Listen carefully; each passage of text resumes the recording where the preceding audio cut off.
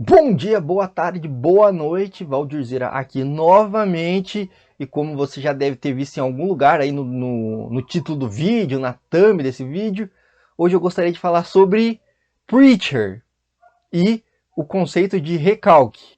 Mas calma, não é aquele recalque da Valesca, não, tá?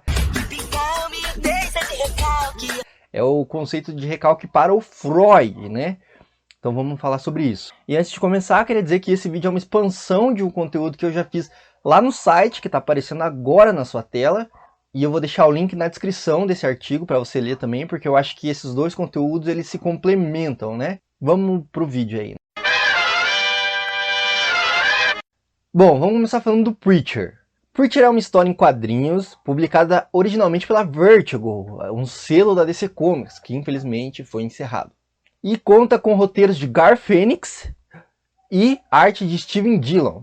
A série foi publicada, teve ao todo 66 volumes e, além disso, teve 5 especiais, além de mais uma minissérie em 4 partes. A série foi publicada no Brasil em encadernados pela Panini, em formatos de capa dura. O primeiro é esse aqui, chama A Caminho do Texas e reúne as edições, os volumes de 1 a 6, né?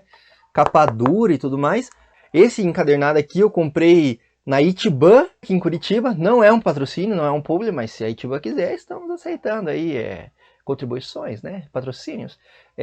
Então se você é de Curitiba, pode comprar na Itiban, mas eu vou deixar o link também na descrição para você comprar. Você não vai pagar nada mais e vai ajudar o Indutalk a continuar produzindo conteúdo. E esse primeiro arco, A Caminho do Texas, ele contém muitas críticas ácidas ao American Way of Life, né? O famoso sonho americano. Contém também críticas ao cristianismo, né, na figura ali do preacher, do pregador. E se a gente lê com viés meio crítico, assim, a gente pode enxergar até uma sátira ao próprio nerd reacionário. Tudo isso é embalado em muito mistério, muita investigação policial e uma pitada de horror sobrenatural ali, característico do Gar Fênix.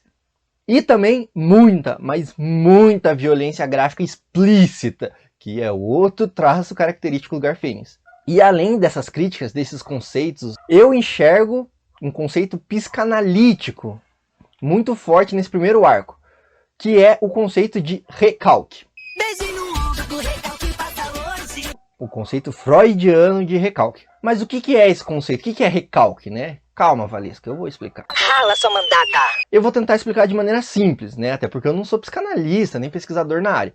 Mas como eu tenho um apreço à ciência e não quero falar muita groselha aqui, eu fui estudar esse conteúdo, tá? Então eu li os artigos, eu li os textos do Freud para trazer para você e eu vou tentar resumir aqui. O termo recalque, também traduzido como repressão, foi cunhado por Freud e foi melhor explicado no texto A Repressão, de 1915, publicado originalmente na Revista Internacional de Psicanálise Médica.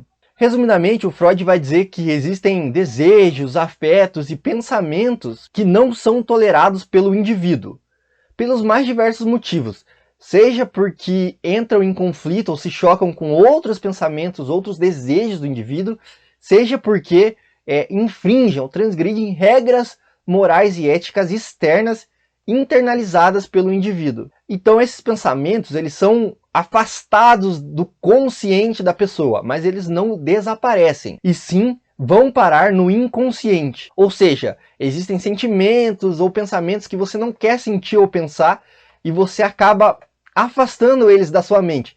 Só que isso não faz com que eles desapareçam, né? Eles ficam lá guardadinhos no seu inconsciente.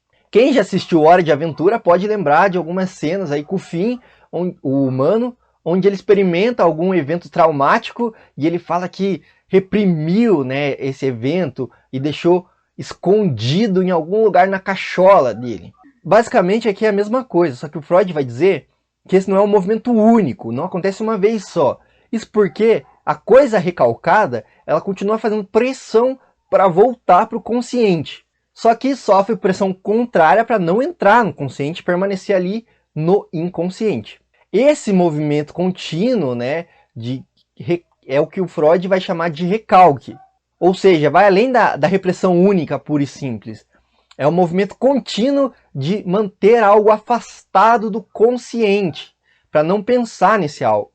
O professor Christian Dunker, no seu glossário Freud aqui no YouTube, quando ele vai tratar do conceito do recalque, ele vai dizer que tudo que é negado simbolicamente vai voltar simbolicamente. E é isso que o Freud vai dizer nesse texto aí da Repressão, de 1915. Quando ele fala que mesmo afastado do consciente, essa coisa recalcada, esse desejo recalcado, vai continuar tendo influência. Ele vai continuar gerando derivados desse pensamento ou desse desejo. E quando esses derivados eles se afastam muito da coisa recalcada, seja por assumir uma forma diferente, que o Freud vai chamar de deformações, seja porque entre a coisa recalcada e esse pensamento existe uma série de elos intermediários, esses então derivados vão ter acesso ao consciente do indivíduo. Então eles vão entrar no consciente. E isso acontece em forma de sonhos, de atos falhos, de xistes, que são aquelas piadas ruins de tiozão, assim. Então esses atos falhos, sabe? Quando você diz uma parada querendo dizer outra, assim, ou quando você tem um sonho que tem algum significado, tudo isso pode revelar um desejo reprimido. Mas vamos voltar para o Preacher, antes que eu me alongue demais nesse vídeo e perca o ponto até. No volume 6 do primeiro arco lá, né, então, que está presente nesse encadernado que eu mostrei para vocês aí no começo do vídeo, tem uma história que se chama Os Melhores de Nova York. Essa história apresenta dois detetives de Nova York, o policial Paul Bridges e o seu parceiro John Two, em uma side story, que é uma história paralela que depois se amarra com a história principal. A princípio, o John Two é o típico policial mole, que não tem muita coragem de sujar as mãos para livrar a cidade do crime. Já o detetive Bridges é o estereótipo do machão, assim. Ele é do tipo de policial que atira primeiro e pergunta depois, e justamente por isso ele é visto como um herói entre os seus pares, apesar de ele não zelar muito pelo código de ética da força. Além disso, ele é o típico homem hétero valentão, que adora zombar do seu parceiro, o Two, justamente por ele ser mais sensível, não ter tanto esse apreço pela violência e tudo mais. Ou seja, dá para ter uma noção de que tipo de candidato esse Bridges votaria e chamaria de mito se ele morasse no Brasil, tá ok? Porém, no final de A Caminho de Texas, a gente descobre que o Bridges, ele na verdade é um gay enrustido, ele é um homossexual enrustido. Inclusive realiza sessões secretas de orgias sadomasoquistas, né? Isso é uma forma de suprir esse desejo recalcado, enquanto ele, ao mesmo tempo, se pune por ter esses desejos que, do ponto de vista dele, é algo ruim. É bem simbólico também, né? Você não acha? O que eu quero dizer com isso não é que todo homofóbico é alguém enrustido, tá? Mas o Freud explica esse comportamento do Paul Bridges. Muitas vezes, esse cara que quer pagar de machão, de valentão, ou que usa arma, moto, ou outras coisas como extensor peniano. Quer dizer, esquece essa parte. Na verdade, esse cara, ele muitas vezes nutre um desejo dentro do seu inconsciente que foi recalcado, né? E esse desejo recalcado, homoerótico, homoafetivo, né? Que ele aprendeu desde cedo com a sociedade que não deve se portar assim, não deve nutrir esses desejos, tudo isso é recalcado e fica no inconsciente. E muitas vezes volta como atos falhos. Essas próprias brincadeiras homofóbicas, muitas vezes são atos falhos, são xistes que revelam esse desejo recalcado. Um exemplo muito claro que a gente tem hoje aí num alto posto da política brasileira é o nosso excrementíssimo presidente da República, né? Que fica com várias piadocas de tiozão homofóbicas a todo momento. Um manda e o outro obedece.